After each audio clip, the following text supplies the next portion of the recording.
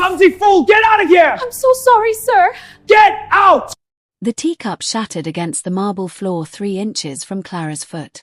She didn't flinch.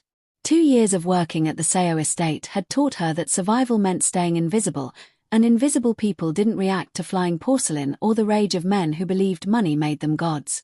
In a room like this, who really holds the power, the one who throws, or the one who doesn't move? Before the answer reveals itself, hit that like button, subscribe and turn on the notification bell to get notified when new stories like this drop, and tell me where you're watching from and the time. Clean it up, Director Park snapped, adjusting his cufflinks. And next time, the tea should be exactly 78 degrees. Not 76. Not 80. 78. Clara knelt, gathering fragments with steady hands. Behind her, she heard Park's footsteps recede down the hallway, accompanied by the low murmur of his phone conversation. Something about shipments. Something about the chairman's medications. Always about the chairman. She finished cleaning and climbed the east wing stairs to the 3rd floor, balancing a fresh tray. The grandfather clock in the corridor read 3:47 p.m. Afternoon tea. Routine was everything in this house. Routine kept you employed. Routine kept you breathing. The door to Chairman Seo's room was always slightly ajar. Clara nudged it open with her hip. "Good afternoon, Chairman Seo," she said softly, setting the tray on the side table. "I brought jasmine today. I know you can't tell me if you prefer it to green tea, but I'm going to pretend you do." The man in the wheelchair faced the window overlooking Heejin City's skyline.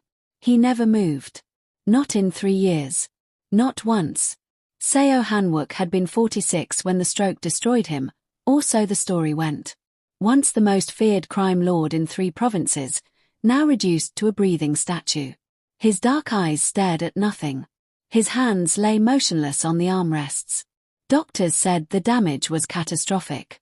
Total locked-in syndrome with minimal brain activity. Everyone treated him like expensive furniture. Everyone except Clara. She poured the tea, tested the temperature with her wrist, and positioned the cup on the tray beside him. Knowing he couldn't drink it, knowing it didn't matter. "I read an article today," she continued, settling into the chair she'd claimed months ago. "About invisible labor. How society depends on people it refuses to see. Cleaners. Caregivers. The ones who keep everything running while everyone else pretends we don't exist." She laughed quietly. "I suppose you understand that now, don't you? Being invisible. People walk past you like you're wallpaper. They have entire conversations as if you can't hear them. As if you're already gone." Clara pulled a worn book from her apron pocket. Chapter 7 today. The part where the protagonist realizes she's been living someone else's life. She read for 30 minutes, her voice filling the silence. When she finished, she closed the book and studied his profile. Something felt different. The wheelchair was angled slightly left. She was certain she'd positioned it facing directly forward this morning. And the curtain, the heavy brocade curtain, had been pulled back 6 inches more than usual. "Did someone move you?" she asked, standing. No response. Of course no response. Clara adjusted the wheelchair, made sure his blanket was properly tucked, and checked his vitals. Pulse steady. Breathing normal. Everything exactly as it should be. Except it wasn't. She'd swear on her mother's grave that his eyes had been looking at the door when she entered. Now they faced the window. "You're imagining things," she muttered, gathering the tray. 2 years in this mausoleum and you're finally cracking." As she reached the door, she glanced back one more time. His left hand, the one that supposedly couldn't move, had a crease in the blanket beneath it that hadn't been there before. Clara stood frozen, heart suddenly loud in her ears. Then she shook her head and left, closing the door carefully behind her. Behind her, in the silent room, a single tear rolled down Seo Han-Wook's motionless face. The kitchen staff barely acknowledged Clara when she returned with the tray. She was used to it. In a house with 43 employees, she occupied a unique position of irrelevance. Too senior to be dismissed by the maids, too junior to be noticed by management, too foreign to be included in the Korean staff social circles.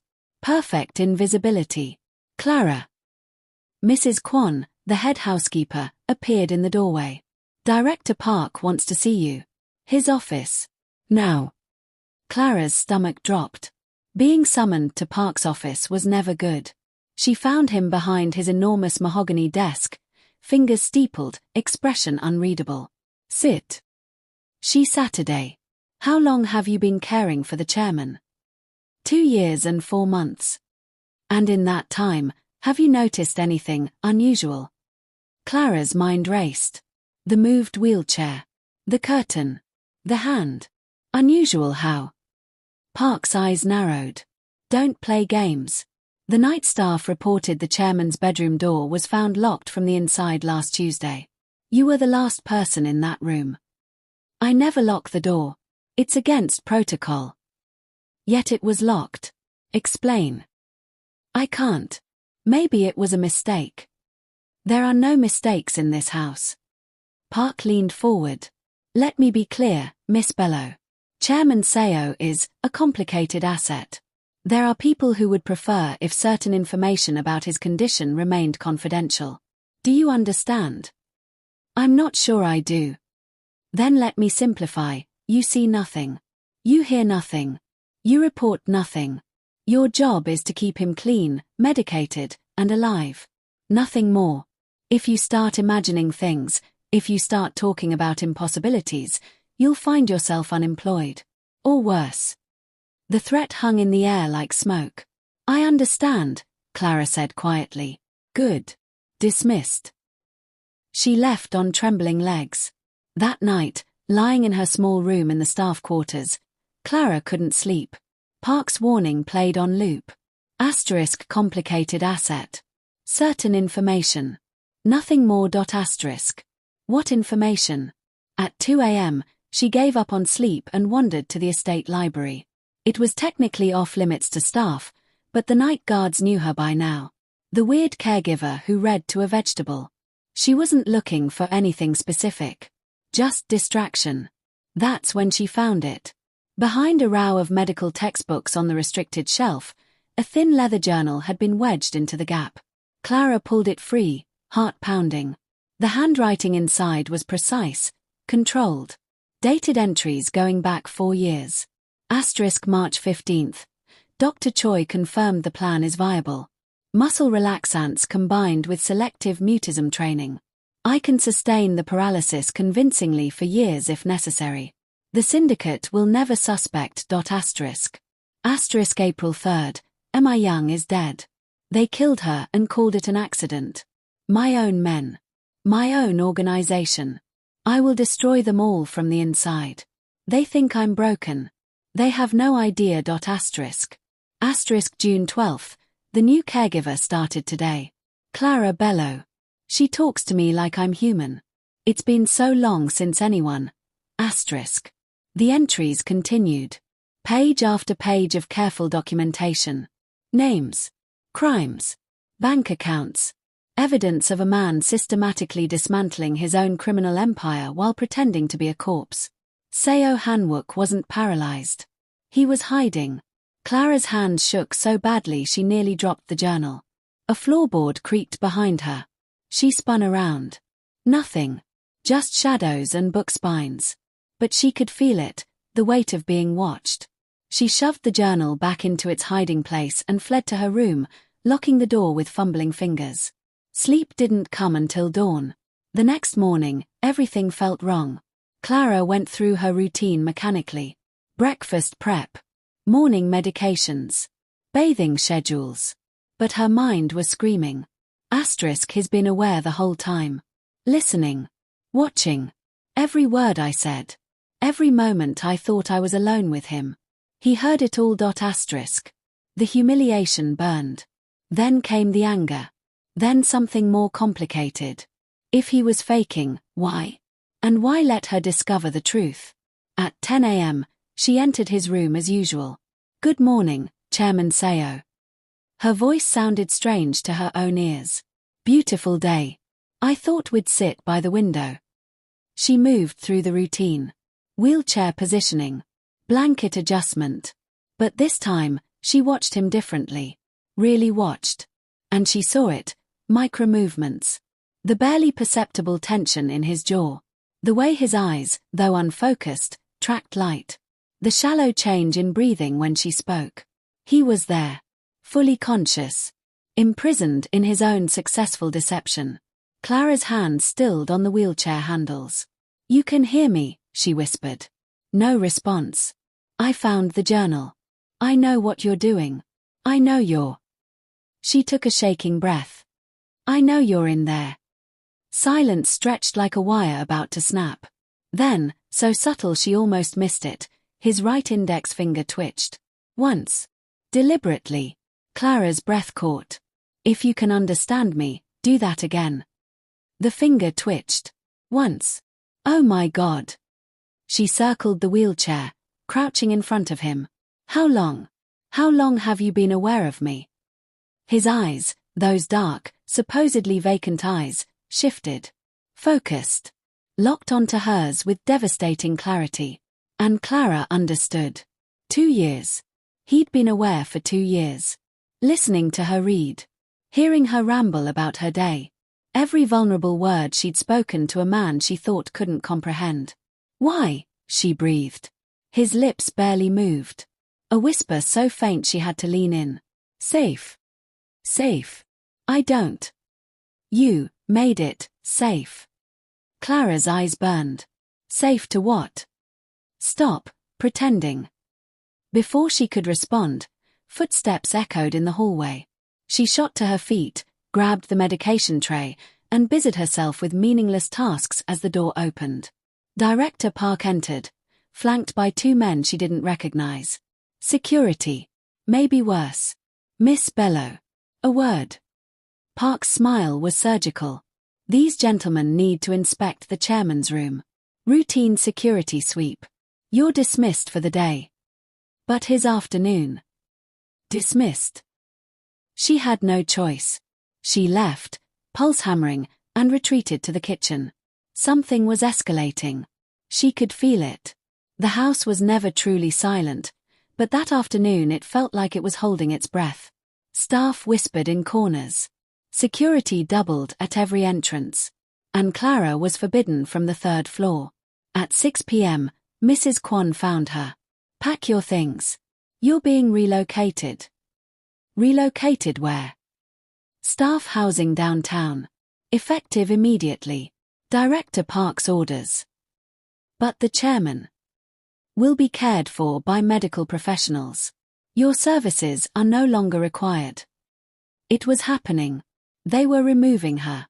Erasing the witness. Clara's mind raced. If she left, Seo would be alone with people who might discover his deception. Or worse, people who already knew and were planning something terrible. "I need to say goodbye to him," Clara said. Professional courtesy. Mrs. Kwon hesitated. 5 minutes. Security will escort you." They walked her to the 3rd floor like a prisoner. The guard waited outside while Clara entered the chairman's room one last time. Seo faced the window. Motionless. "Perfect. I have 5 minutes," she said quietly, moving to his side. "Then they're removing me. I think they suspect something. I think." She crouched down. "I think they're going to hurt you."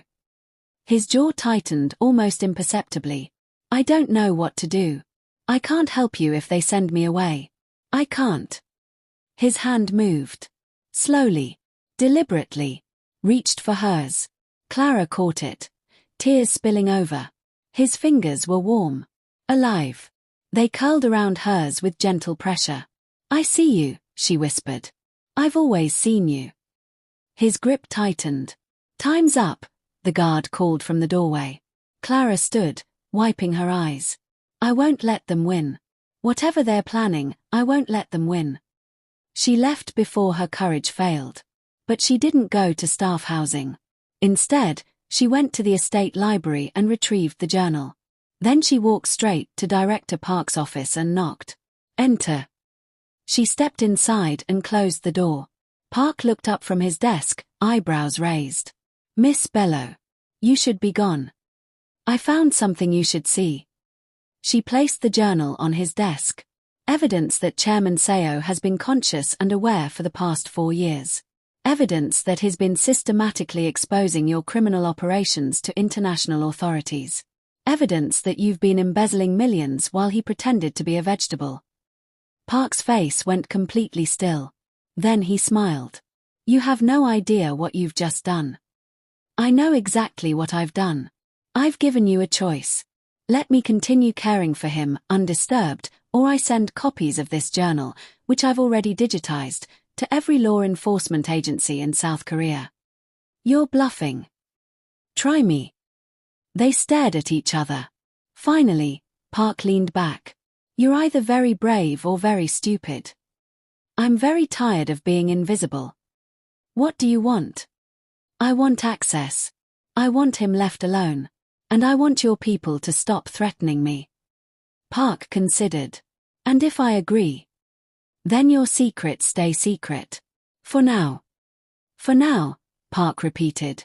You realize you've just made yourself a target. I've been a target my whole life, Director Park. The difference is now I'm armed. She left before he could respond, heart pounding so hard she thought it might crack her ribs. That night, alarms shattered the silence. Clara woke to screaming and gunfire. She threw on clothes and ran into chaos. Staff fleeing. Guards shouting. Smoke billowing from the east wing. What's happening? She grabbed a passing maid. Rival syndicate. They're hitting the estate. Everyone evacuate. An explosion rocked the building. Clara ran. Not away. Toward the third floor. The corridor was filling with smoke. She covered her mouth with her sleeve and pushed through burning eyes until she reached the chairman's room. The door was locked. She slammed her shoulder against it. Once. Twice. On the third impact, it gave. Inside, Chairman Seo sat in his wheelchair, facing the window, perfectly still even as the world ended around him. We have to move, Clara gasped, coughing. Now. No response. She grabbed the wheelchair handles. I know you can hear me. I know you're in there. And I'm not leaving you to burn. She yanked the wheelchair backward. It caught on the carpet. Damn it. She circled around and crouched in front of him. Please. Please help me. I can't carry you. His eyes met hers. And for the first time in 3 years, Seo Han-Wook spoke in full, clear words. You came back. Of course I came back. His hand lifted, slowly at first, then with increasing strength. He gripped the armrests and, with agonizing effort, stood. His legs shook. Muscles atrophied from years of disuse screamed in protest. But he stood. Clara caught him as he stumbled, taking his weight. I've got you. Come on. They moved together through smoke and chaos. His arm around her shoulders. Her arm around his waist. Every step torture. Every breath fire. They reached the service stairs as another explosion tore through the east wing. Keep going, Clara urged. Almost there. Down one flight. Then another. Seo's strength was failing. Clara could feel him growing heavier. Don't you dare give up, she hissed. Not after all this. Why? He breathed. Why risk yourself? Because you're not furniture. Because I see you. Because. She didn't finish. They burst out into the estate gardens. Cool night air filled their lungs. Behind them, the mansion burned like a funeral pyre. Staff and guards ran in all directions. Nobody noticed 2 more figures stumbling into the darkness. Clara guided them to the groundskeeper's shed, hidden behind overgrown hedges. Inside, she lowered Seo onto an old bench and collapsed beside him, both gasping for air. For a long moment, neither spoke. Then Seo turned his head. Really looked at her. 2 years. 2 years, Clara confirmed. Every word you spoke. Every story you read. I heard them all. I know. You made the silence bearable. You made me remember what it felt like to be human. His voice cracked. I couldn't let them send you away. Did you? Clara hesitated. Did you trigger this attack? I made a call. To an old enemy. Told him where to find evidence of Park's betrayals. I knew he'd retaliate. I knew it would create chaos. Seo's expression was hollow. I traded other people's safety for yours. Does that horrify you? Clara considered. It should. But it doesn't. I don't know what I feel anymore. She met his gaze. Who are you really? Under the paralysis, under the crime lord, under everything. Who are you? I don't know if that person exists anymore. Then figure it out. Because I didn't drag you out of a burning building so you could keep being a ghost. A sound between a laugh and a sob escaped him. You're angry. I'm furious. You let me pour my heart out to you for 2 years. You let me be vulnerable while you hid behind your perfect mask. You used me. I did. And the worst part. The absolute worst part. Clara's voice shook. Is that I don't think I care. I should. God, I should care. But when I thought you were dying in there, all I felt was. She couldn't finish. Seo reached out slowly, telegraphing the movement, and touched her face. His hand trembled but held steady. You felt what I felt every day for 2 years. Terror at the thought of losing the only real thing in a life built on lies. Don't, Clara whispered. Don't make this about feelings. We barely know each other. I know you cry during sad poetry. I know you hum when you think no one's listening. I know you're kind to people who don't deserve it and fierce to people who don't expect it. I know your voice was the only thing keeping me sane. His thumb brushed her cheek. And I know you're the first person in 20 years who's seen me as something other than a weapon or a throne. That's not enough. I know. But it's a start. Sirens wailed in the distance. The fire had drawn emergency services. We can't stay here, Clara said, pulling back. They'll find us. I have resources. Safe houses. Money that Park doesn't know about. Seo struggled to his feet. Steadier now. But if you come with me, you're choosing a dangerous life. Running. Hiding. Waiting for the next attack. And if I don't? Then I disappear alone. And you go back to being invisible. Clara stood, brushing ash from her clothes. I'm so tired of being invisible. Then be seen. With me. She should say no. Every logical part of her brain screamed to walk away from this man, this chaos, this impossible situation. Instead, she took his hand. One condition. Anything. No more lies. No more pretending. If we do this, we do it honestly. Seo's grip tightened. Honestly. They left the shed and disappeared into the night, 2 ghosts choosing to be real. The next 6 weeks were a blur of motion. Safe house to safe house. Always moving. Learning each other outside the context of performance.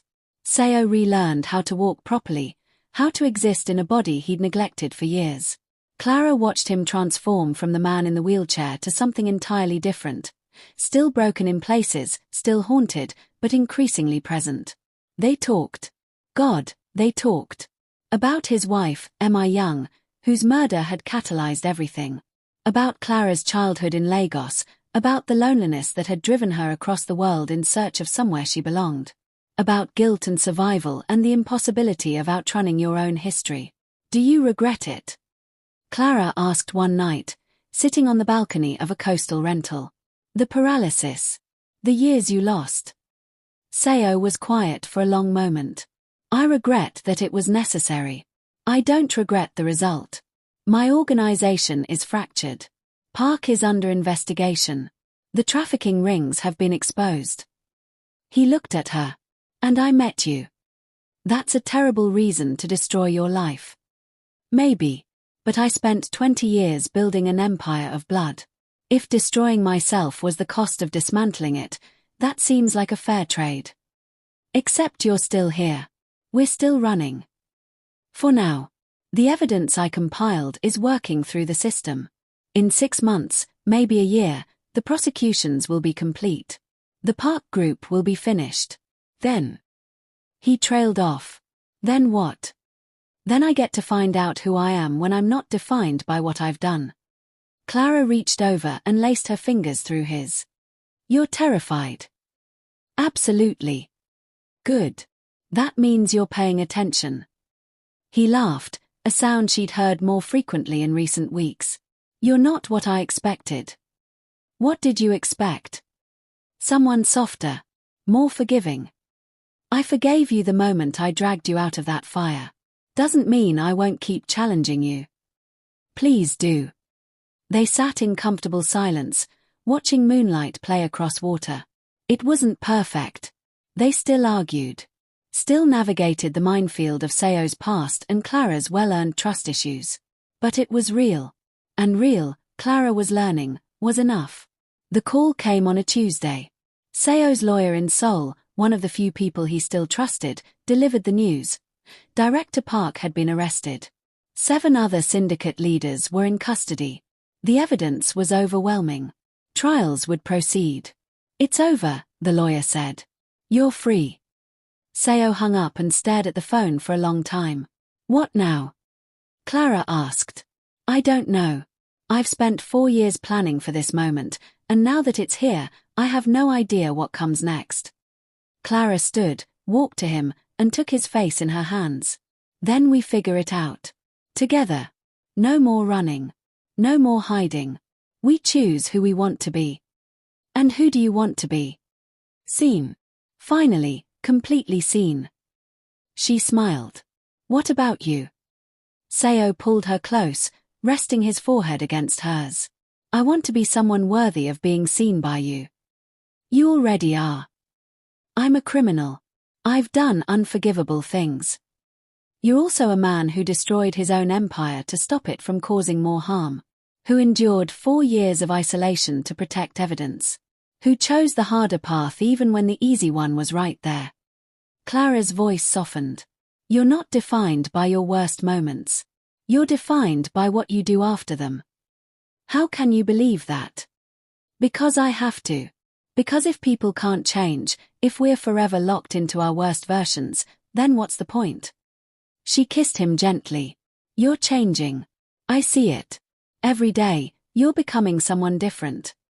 What if I don't recognize myself when I'm done? Then I'll remind you. That's what witnesses do. We remember who you are when you forget. Seo's arms tightened around her. I don't deserve you. Probably not. But you're stuck with me anyway. They stood together, 2 broken people choosing to be whole, and for the first time in years, the future felt like possibility instead of threat.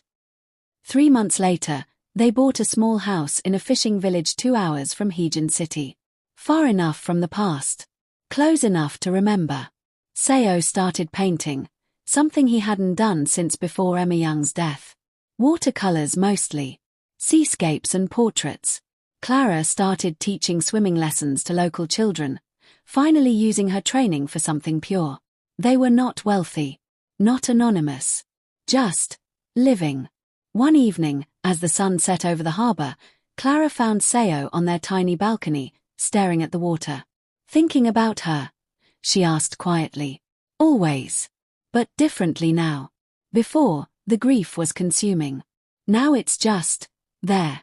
Part of me, but not all of me. That's healing. Is it? I think so. We don't forget. We just learn to carry it better. Seo turned to her. Do you ever regret it? Choosing this life? Only on Tuesdays. He smiled. It's Tuesday. Well, there you go. She joined him at the railing. Honestly, I regret nothing. For the first time in my life, I'm not invisible. I'm not performing invisibility to survive. I'm just, here. Seen. Known. By me.